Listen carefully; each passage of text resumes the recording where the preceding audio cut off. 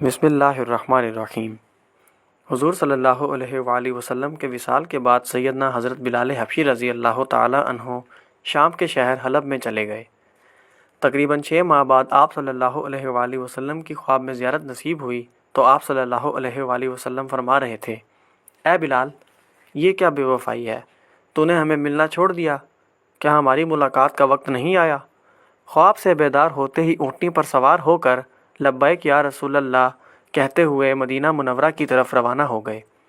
جب مدینہ منورہ میں داخل ہوئے تو سب سے پہلے مسجد نبی پہنچ کر حضرت بلال حبشی رضی اللہ تعالی عنہ کی نگاہوں نے عالم وارفتگی میں آپ صلی اللہ علیہ وآلہ وسلم کو ڈھونڈنا شروع کیا۔ کبھی مسجد میں تلاش کرتے اور کبھی حجروں میں۔ جب کہیں نہ پایا تو آپ صلی اللہ علیہ وآلہ وسلم کی گبرنوار پر سر رکھ کر رونا شروع کر دیا اور عرض کیا، یا رسول اللہ، آپ نے فرمایا تھا کہ آ کر مل جاؤ، غلام حلب سے بہر ملاقات حاضر ہوا ہے۔ یہ کہا اور بے ہوش ہو کر مزار پر انوار کے پاس گر پڑے۔ کافی دیر بعد ہوش آیا، اتنے میں سارے مدینے میں یہ خبر پھیل گئی کہ مؤذن رسول صلی اللہ علیہ وآلہ وسلم حضرت بلال رضی اللہ تعالی عنہ آ گئے ہیں۔ مدینہ طیبہ کے بوڑھے جوان، مرد، عورتیں اور بچے اکٹھے ہو کر عرض کرنے لگے کہ بلال، ایک دفعہ وہ اذان سنا دو جو محبوب صلی اللہ علیہ وآلہ وسلم کے زمانے میں سناتے تھے۔ آپ رضی اللہ تعالی عنہ نے فرمایا، میں معذرت خواہ ہوں، کیونکہ جب میں اذان پڑھتا تھا تو اشہد ان محمد رسول اللہ کہتے وقت آپ صلی اللہ علیہ وآلہ وسلم کی زیارت سے مشرف ہوتا اور آپ صلی اللہ علیہ وآلہ وسلم کے دیدار سے اپنی آنکھوں کو ٹھنڈک پہنچاتا تھا۔ اب یہ الفاظ ادا کرتے ہوئے کسے دیکھوں گا؟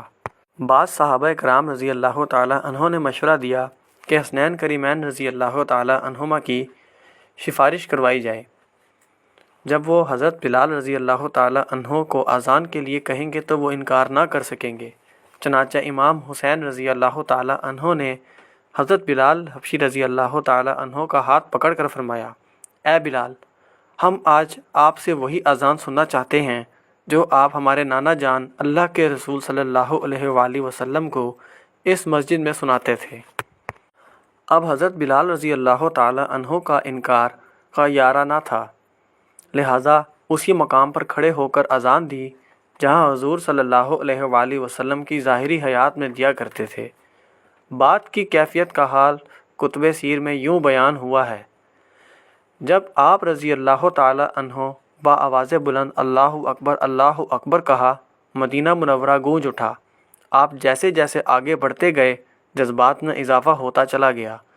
جب اشہد لا الہ الا اللہ کے کلمات ادا کیے، گونج میں مزید اضافہ ہو گیا۔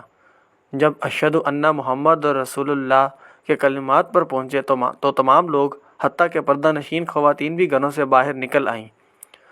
رکعت و گریہ زاری کا عجیب منظر تھا۔ لوگوں نے کہا، رسول اللہ صلی اللہ علیہ وآلہ وسلم تشریف لے آئے ہیں۔ آپ صلی اللہ علیہ وآلہ وسلم کے وصال کے بعد مدینہ منورہ میں اس دن سے زیادہ رونے والے مرد و زن نہیں دیکھے گئے۔